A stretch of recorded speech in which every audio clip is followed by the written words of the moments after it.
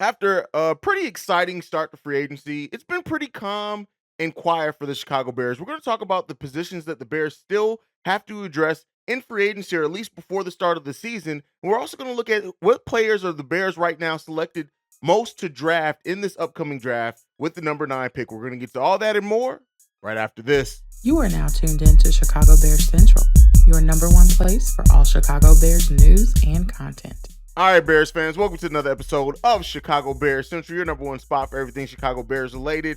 If you want to follow the show, make sure you do so at Chi Bears Central on every social media platform that we are on. But let's go ahead and jump into the content for today. It's been a while. Miss you guys. So today we're going to talk about the positions that the Bears still need to fill, right? And how many starting positions we still have left open that we probably need to fill, and also just in general depth acquisitions or whatever else the Bears really need to do. And when you look at it, of course, right tackle is the Bears' glaring issue there. On at least on the offensive line, right? We still do expect the Bears to go after a tackle. Most mock drafts as well have us selecting a tackle, which we'll talk about here in the next segment. And then, of course, it's that defensive line, both the interior defensive line and the edge slash 3 tech. We need to address that. Now, Brian Post could be looking to address that very well in the draft overall when you look at the depth of the defensive linemen available in the NFL draft this year. But we still have to fill and do something with that edge, 3 tech, and interior defensive line. And then another one that I'm going to put a question mark here on is cornerback. And when you look at the cornerback situation, and you look at the fact that, yes, we got in our secondary overall, we got Jaquan, we got Kyler Gordon, we got Jalen Johnson, Eddie Jackson, Kendall Vardor, who you guys all know I am not high on Kendall Vardor at all. And we had some people also that showed some flashes in other areas for the Bears, especially when we had injuries. But when you look at overall what the Bears need to do, I do still think that cornerback may be a position that they draft maybe lower. I mean, attack lower in the draft. That's my opinion. Y'all can look at some veterans out there like Rock Yasin, who's another veteran that the Bears could go after. It could be a depth piece there. Not going to be a big time free agent acquisition or anything like that. Shouldn't be anyone that costs any money. If we do go after him, it will probably more likely be a 1-year deal. And while he's not the best as a run defender, he is going to help him improve the pass coverage at least. And he's improved in that area every season he's been in the league. So he could definitely be one that could immediately step in and contribute to our secondary that we need there. And then also so in the offensive line, that's just we've talked about that ad nauseum at this point. With the offseason, we know that the Bears are probably going to go offensive lineman, or at least slated to go offensive lineman heavy early in the draft. So that's kind of where we sit right now. We still have some things that we need to hold. Still have some starting positions on top of that we need to fill as well.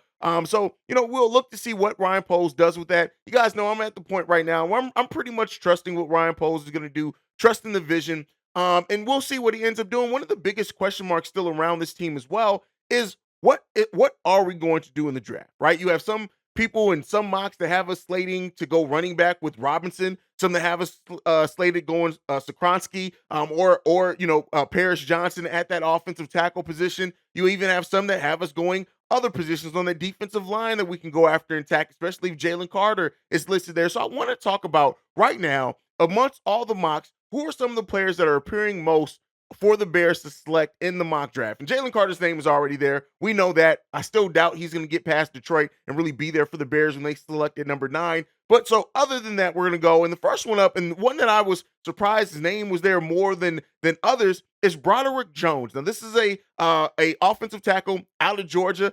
You look at adding him potentially to Braxton Jones, and then both our tackles at that point are B. Jones, which is fun. But this is a guy who's athletic on that offensive line. He's a tackle. He fits in Luke Getsy's scheme as well. He has the length, the size, and the ability to move into the second level of the defense. So again, I should say of the offense, because he's gonna be of the defense. He's on offense.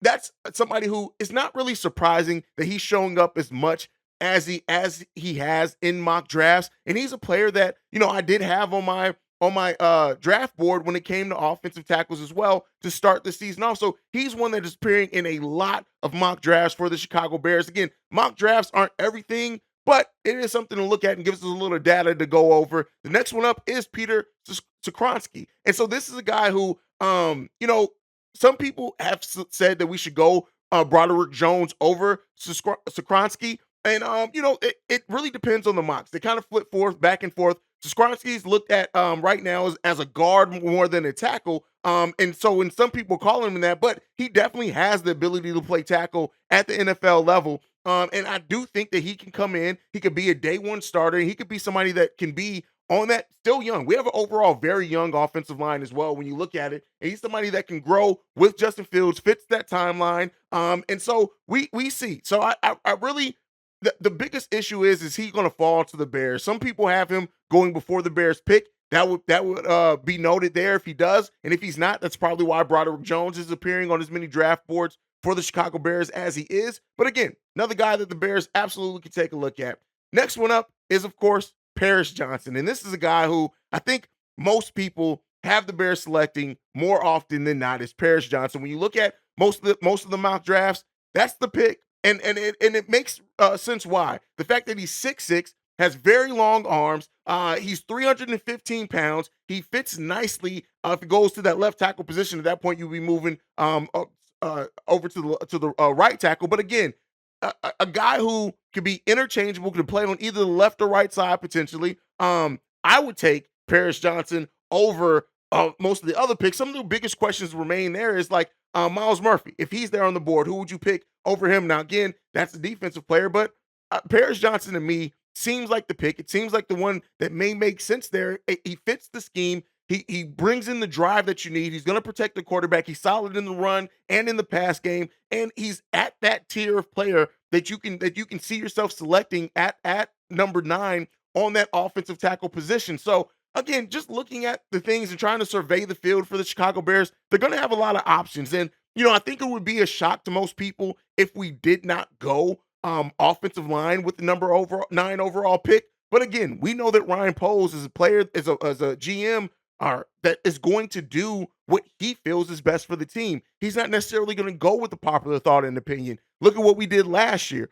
Most people thought the Bears were going to go wide receiver early.